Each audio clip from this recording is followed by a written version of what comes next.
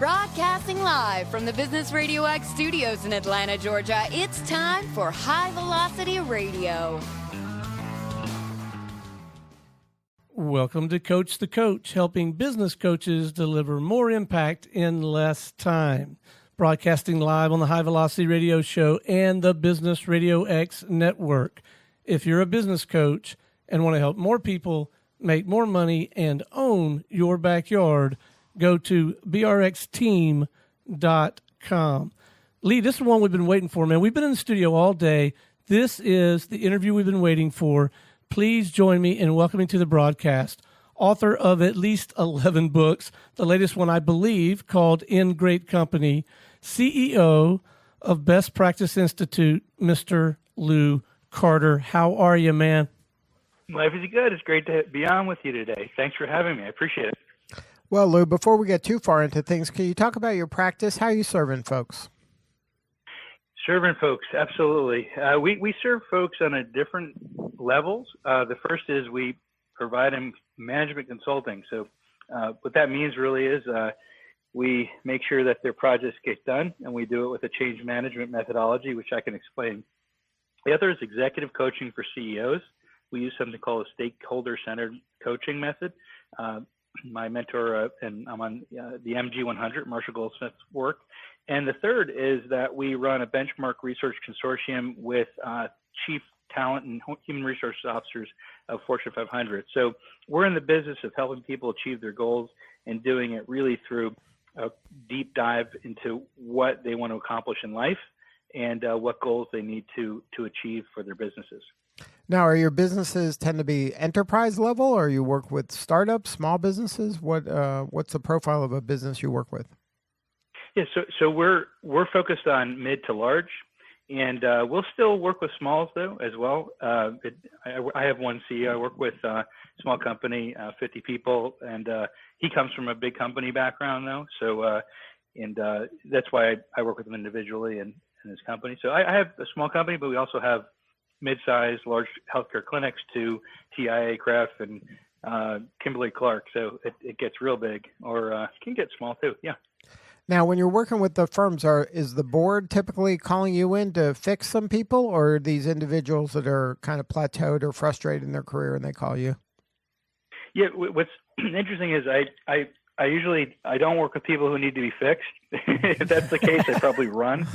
So what I do is I say, well, if you have a successful person who wants to get better, I'll work with them. And if they're willing to do the work, I'll work with them. If they're not, you probably have to go to another coach. It's not going to be me. A consulting firm the same way. If people want and need the change and they have need for project management outsourcing, change management office creation, and they're in the midst of a change especially, we're the ones for them because they're inside of it. Same thing with our CHRO, CTOs. If you need info, you want to make the changes, come to me. If you want to be fixed, go to a psychologist or a psychiatrist. I'm not the one for you. Now, you say that, but part of your work is in emotional connectedness. Can you talk a little bit about emotional connectedness? Well, connectedness means basically you have to be connected to yourself and others. You have to begin with that core sense that I want to change. And that's what it's about. Like if I'm broken, I can't help fix others. If others are broken, they can't help fix me. What I can do though is I can connect to you and understand the way you collaborate, the way you can respect each other, the way that you enable a positive future, so that we actually develop a core psychological safety between and among each other that allows us to grow and get better. Now, tell me about your backstory. How'd you get into this side of the business world? It's funny. My first job at a school, at a college, was at a consulting firm. I was the only one that wasn't from Harvard there, so right away they wanted to make me do all their work so that they can go to parties. So I got my boss told me one day, hey, I'm gonna go out to a party and with all of your colleagues, and you stay here and do everybody else's work. So I left at about 2 a.m. after that night, and the door was locked and the alarm was on, and I was without key or code. Called him up, and he was too inebriated and too into the partying with my colleagues that to really understand what I was saying. So I vouched then really to not work for a boss or company like that again. And that's where I really dove into this field. And I said, I really love this. And I had a great friend that I connected to emotionally, really emotional connectedness, who was into this field of organizational psychology and organizational learning. And he said, Lou, come on over here, write some books for our company. We'll start a publication company inside of our company, which was then called, is now also Linkage Incorporated. And I started meeting these awesome people like Warren Bennis, who's passed, and he was a president of college in Ohio, and he's a very well-known author in leadership development, and Richard Beckhart, an MIT professor who created change theory in the book Agent of Change. And I met all these great people, senators. They showed me to Benazir Bhutto. I was working with what do we have? Benjamin Netanyahu. Is this crazy amount of people that I was learning and working with, and I got this opportunity to write and learn and read and create, and I got so immersed in it and loved it so much because I just got lucky that I could meet a friend that kind of brought me out of a stupor of this kind of mean management consulting world that I was in to a place of really being able to express myself, work with great leaders who really cared about others and really cared about their referent groups, their groups that they served. And and the rest is history. Now, what made you transition to having your own firm? That really was basically saying I had a blessing from my CEO at Linkage. I said, Phil, I'm feeling good. We started research here. We did, had a great run. I want to do this on my own. And because I had really deep conversations with my mentor, Marshall Goldsmith, and he really was the reason why. He said, Lou, you got to do this on your own. You're a great leader here. You're doing well. He really helped me become a better leader, and as my coach and mentor. And I said, you know what? You're right. I have to have the faith and belief in myself to do it on my own. And so I went and got my graduate degree at Columbia, and in this field in social organizational psychology, and just started it up. I did my own books, my own research, started the Best Practice Institute back in 2001. And then, so was that a transition for you for kind of creating your own methodology and your own stamp on things? It really was. That was the first time that I brought together this whole connectedness discipline. And because I did 4 studies on what connectedness is all about inside of companies, and to validate this whole principle that when you connect and you feel great about your company, you are 3 to 4 times more likely to perform more and better for that company.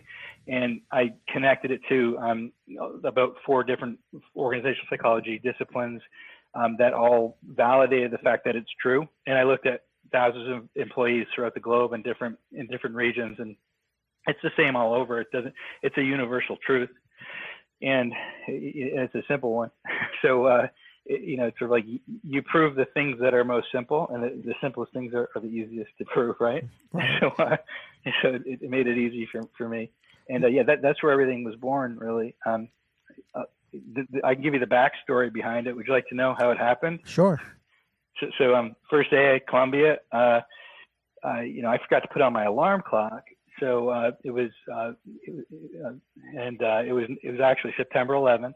Forgot to put on my alarm clock, and I was awoken at 9/11 by the first plane hitting the tower, first win by us. I guess I got woken up, and so. The second thing I did was I started a drum circle in Columbia so that people can really experience what it's like to be in community, because spirits were low, so take that, Al Qaeda. Right. So anyway, that's what happened. I brought people together. They loved it. They were really excited. They had a chance to express themselves through drum and talk and also dance. And they began really becoming a community. And I said to myself, wow, this stuff's working for people who are not feeling so good about their lives and what had happened and just the dreariness of the experience inside of the city. So I went back to the people who I had in my books. I said, hey, guys, this stuff's working for drum circles and for people feeling really bad. And so I went to Pfizer, this guy at Pfizer. I said, will you give me a job as leadership development? And Ted, he says, no way. You're too entrepreneurial to be in here. I don't want to work next to you. Joe said, no way, man. So I said, great, no problem. Well, how about if we do a benchmarking forum instead? And we bring all other people together to create the next book, the next research. We answer everybody's questions and become a great community of people who really help transform each other and grow. He said, that sounds good. And so he loved it. He cut me my first check. He invited Volvo invited Boston Scientific, BS invited, Boston Scientific invited Bank of America. And that it just grew. And Corning came on. I just started growing, GSK, and it became a group of friends, really, people who connected on an emotional level, could get work done because they trusted each other, and we had rules and parameters for getting along. How cool was that? Have a room of people where you know that they'll always get along and you could feel safe. And then what's interesting to me about that is it wasn't really your idea. Like you were the catalyst, but the idea kind of grew on its own based on, your intent or hope of working together. And then you co-authored the solution. Because if you would have come in there and said, okay, guess what, hey, let's do a drum circle, they may not have jumped on that, but you were able to frame something that was to their liking that solved the problem they had. So then together you came up with this. I think that's an amazing story. It takes him a few glasses of wine to get on a drum. Is that what you learned over time? It's a two glass minimum in order to get a drum circle going. Absolutely, yeah. There's an equation to it. So absolutely, yeah. Give people what they want, meet them where they're at, and lead them to where they want to go. Yeah, absolutely. So now, from that work, then your whole kind of career expanded from that initial group? It did. That was the beginning. And that group, we made more groups and started growing groups and got into the PMO, CMO business, and then my CEO coaching business with that. So yeah, I did. So now a part of your business is consulting where you're actually you're doing some work for them, but the coaching is where you're kind of not doing work for them. You're just kind of nudging and giving them suggestions. How do you kind of separate those two? Yeah. So coaching, I have a process for coaching. It's called stakeholder-centered coaching or emotional connectedness coaching. And we, everything's based upon what their core stakeholders help them achieve. So let's say you had a goal, and I'll just say it, push it out there, sort of being the greatest radio show on earth. You want to be the king of all media, better than Howard Stern, right, all that kind of thing. And we would get your core stakeholders together, the people that will help you achieve that. They may not be your biggest supporters in the world. They may be people who could give you contrarian information. They'll agree to help you though, and to achieve your goal. So we'll get a group of probably 8 to 12, and they have a arrangement with you to do that. I set them up, get the data first from them, feed it back to you, and then you have conversations with them constantly, asking one simple question: what do I do well, and how can I get better to achieve the goal that we want to achieve? And that's what the process really is. We rinse, repeat every month and ask for their feedback in terms of how much more effective you are as a leader and how closer you are to your goal. And you do activity-based coaching every day. So you ask yourself simple questions. To what degree did I do well on ... Those are the specific things that to get better toward your goal of being the czar of all media, whatever it may be, or king of all media. And then you rate yourself every day, get better the next day if you did poorly, and then the day after that, you do even better than that. So it's all a process, and there's specific tools around it to enable you to get better and your stakeholders as your team to really get you across the finish line. If you're just joining us, you're listening to Coach the Coach, helping business coaches deliver more impact in less time. If you're a business coach and want to help more people make more money and own your backyard, go to brxteam.com.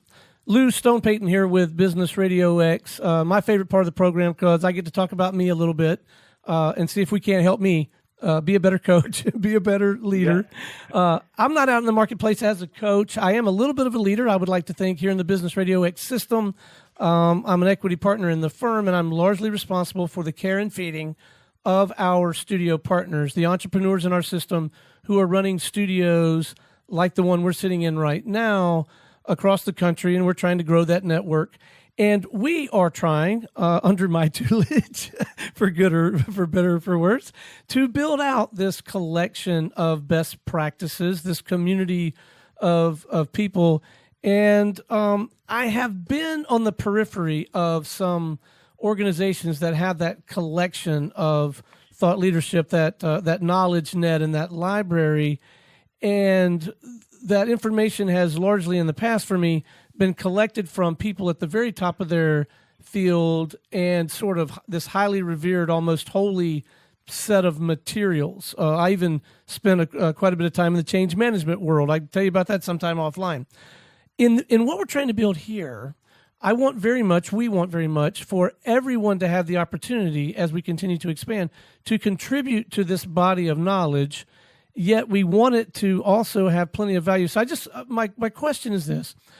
Do you have any counsel to offer on how to have this knowledge repository, this collection of best practices, this community of support organized in such a way that everybody can have some pride of authorship, but yet you're still able to maintain some quality standards? I'm really wrestling with how to manage the volume and the quality of the content. So anyway, I'll take all the help I can get if you've got any counsel on that.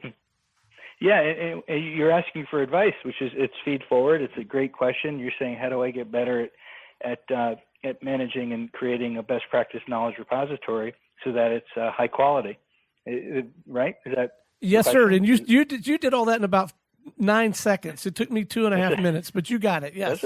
It's good. No, it's good. and you know, what I'd give you for advice, sort of my feed forward. My advice is to really vet who you're bringing on, and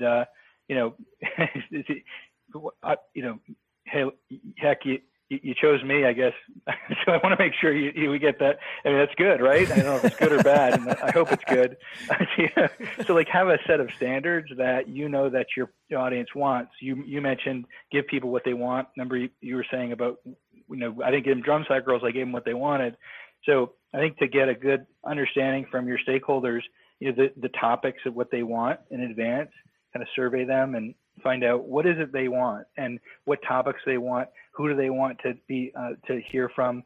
What new books do they want to hear from? I just have a new book out, and in great company, maybe people want to read about my book, right? So that's number one. Check out, ask people for what they want, survey them. Create your survey. Make sure your survey is something you can have attainable to create your standards. If I give you some other advice, it's really about choose influencers. Choose the people who will have greatest reach, and people who you could connect to as well on an emotional level and a leadership level that have similar values to you, and you can collaborate with, and you can sort of improve each other. I have a very simple rule: if my life is better as a result of having you in it, and your life is better as a result of having me in it, then life is good. And that's really the bottom line. Now, really it. How many mentors / advisors do you think a person should have? That's a great, wow. Yeah. So I've always had an inner circle of 5 for me. I can only speak for myself. And I always make sure that they're people that are really like, somebody that I can really learn a lot from. Unfortunately, some of the people that have been my mentors have passed. So I have to find new ones because they were, older people. I kind of, look at them like Maimonides or sort of, they're a little bit older. They're in their 90s or 100. That's what I've always done. And a lot of my mentors have been like the Beckharts, the Bennises. Marshall's not too old. He's a young guy still. I just went surfing with him. So you got to think he's young, right? He'll be around for a while, so that's good. He's a little older. He just had a, birthday. I probably shouldn't say what birthday it is, but if he's surfing at his age, he's pretty darn cool. Right. My estimate. So, it's people like that. So I think 5 is good as long as they're alive, and make sure they're older. To be honest with you, I think they're because there's life cycles that we go through, and we can't, I can learn a lot I learn a lot from my generation. However, I can learn a huge amount more from people who have lived longer and gone through those experiences and can talk to me from my future self. If I were, and, I have people like that, like Bev Kay, she's like that to me. Marshall Goldsmith is like that to me. They can help me look back at myself. Do you know what I'm saying by that? And right. Say, oh, that's what I need to be thinking about. And they give me vision, and not just advice. They give me vision and allow me to see. They give me these glasses that I wouldn't have had gone before. Now I see what's in it for you, but what's in it for them? Yeah, same thing as you go back to number 1, what we talked about, which is the collaboration, what I give them and what they give me, and it's exposure. We help each other get more, get into each other's markets, help each other to which they need something. We're there, whether it's commenting on the LinkedIn or promoting and believing and talking about what they have and sharing information and sharing what they know with others. And I just did some of it today. I talked about Marshall stuff. Bev and I did a study on most loved workplaces. How are workplaces loved? I'm talking about it right now. I'm giving back to her. I'm paying it forward. And I'll bring that to clients, to coaches, to people, everyone I talk to. I talk about my mentors. That's giving back to me. Now, in your work with the different companies, do you see some common mistakes that companies are making? Yeah, with mentorship programs, or just common mistakes companies are making in general? I could do both. If it, well, I'd like to just stay on this mentorship area for a bit. Like in that, a lot of people, people are our most important asset and all that stuff.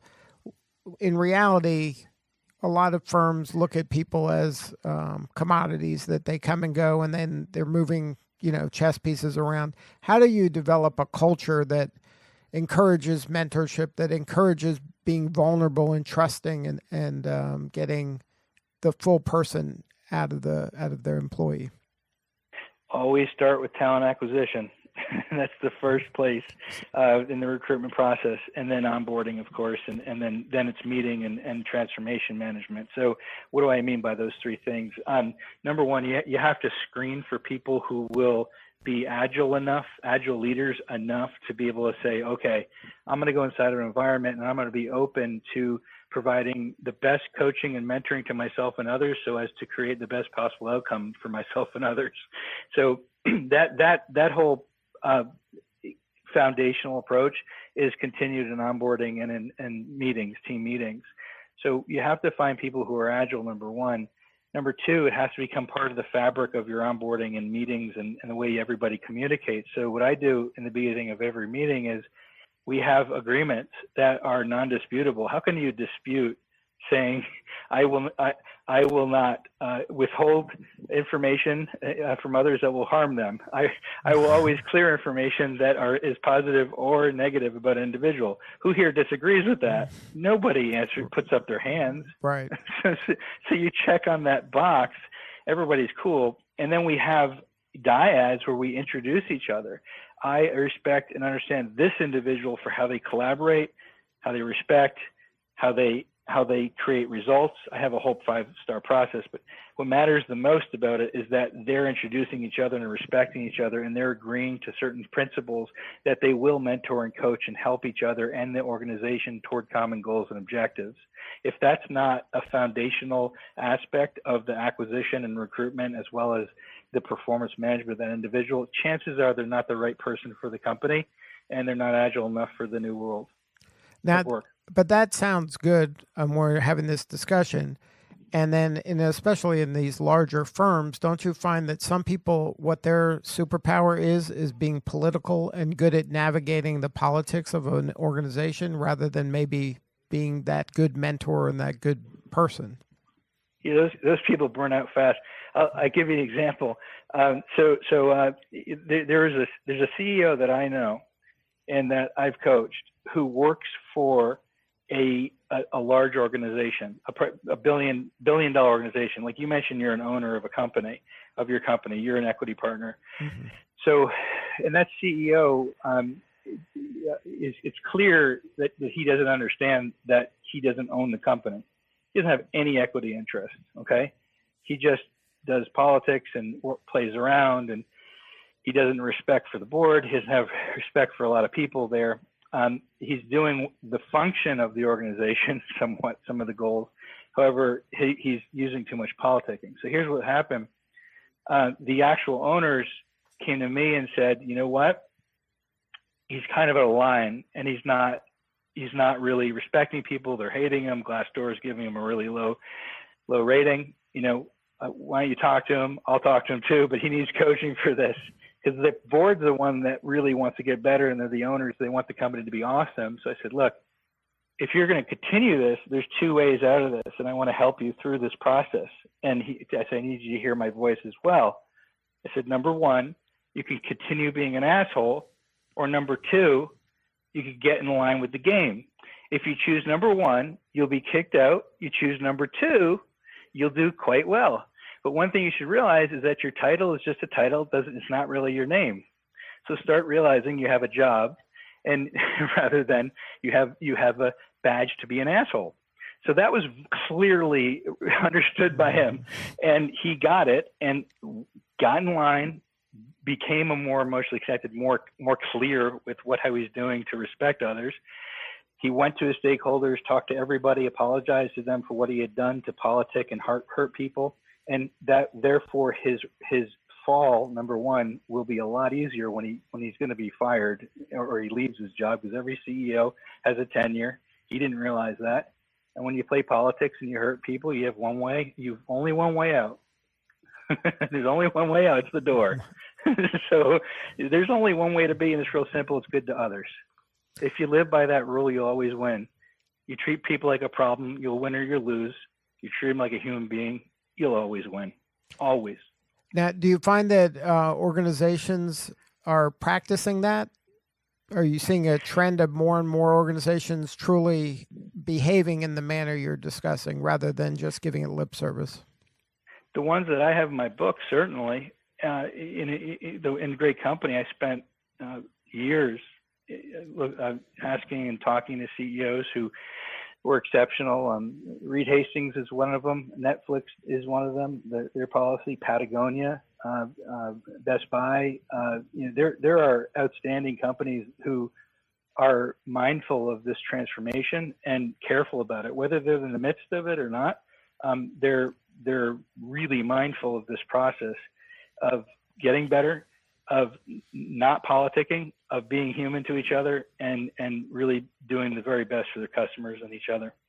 Now, what about taking it another step forward to expanding stakeholders outside of shareholders and maybe working into the community and serving, for the greater good? Are you seeing any of that? That's a great thing for anybody to do, greater good work, and as far as Patagonia definitely is in that category. There's a lot of environmental work they do. There's a lot of companies in the UN Global Compact that are in that category. People typically do sustainability and social responsibility for specific market reasons, and that's great. That's not a problem, and we just need to realize that everybody has different reference groups, places, people who identify with different types of aspects of living. So if, for instance, Patagonia is about the environment, so you're going to find a lot of work being done with EPA, a lot of work being done with the environment. So you'll see each company has a different reason for why they do what they do with volunteer efforts. And if they don't do that, they're actually not mindfully volunteering. They're just doing it for volunteer sake. And I say, if you're going to do something, do it for a reason and put everything you have into it. But are you seeing that as a trend kind of across America in terms of doing, expanding your stakeholders to include, the world, not just, or the community or the people that are important to you, it's not just shareholders or employees or customers? Right. So you're saying are people generally, becoming part of the volunteer movement? I want to know if businesses are really believing that aspect of that their stakeholders are more than their shareholders, their employees and their customers. Do they have any responsibility for their community as well? Right. So okay, good example is Home Depot. Great example. And these are smart business people because look at Home Depot or Lowe's or any living retail organization, and I mean by that, there's a reason why Circuit City and Blockbuster are no longer a business. It's not just their strategy of not moving quick enough. It's because they didn't help the community as well. So I'll say what I mean by that. Home Depot and Lowe's have and Amazon is also doing this, have a way to work with the community. How do they do that? They employ local contractors, local workers to install the hardware and the equipment or the furniture, which makes everybody happy. So there's an equanimity of the customers and the vendors and the organization, and that we're all working toward the same goal. And that's really a beautiful way of connecting outcomes is going beyond just customers and employing and helping everybody who wants to have a hand in it. And before we wrap, Lou, I'd like you to share maybe a piece of actionable advice for that new coach who's just getting into it to help their learning curve. Do you have any advice for that person who's just getting into coaching and that could smooth the way for them? My best advice to you is don't focus on the people who don't want to get better, and don't start from a place of deficit. Start from a place of abundance. And what I mean by that, it's very real though.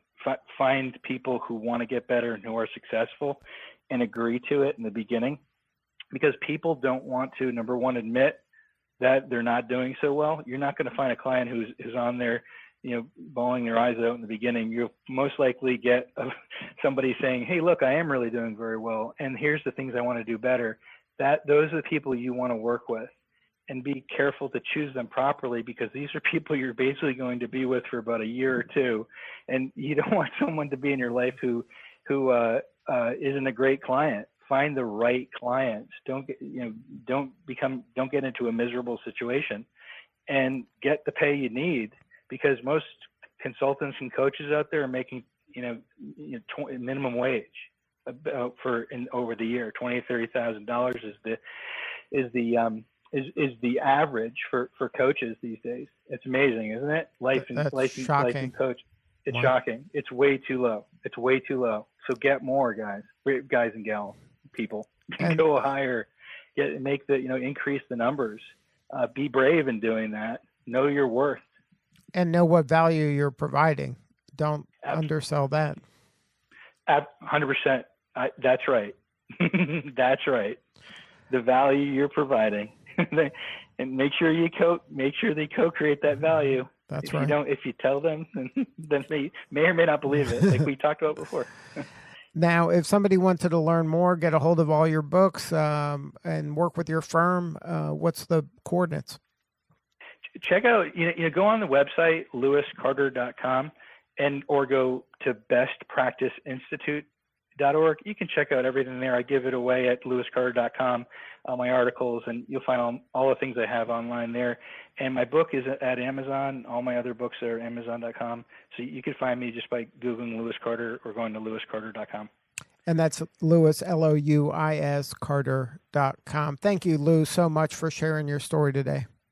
You're welcome. It's great talking with you, and it's great to meet you as well. You have a great show. I appreciate that. I appreciate the opportunity. Thank you. All right. This is Lee Cantor for Stone Payton. We will see you all next time on Coach the Coach Radio.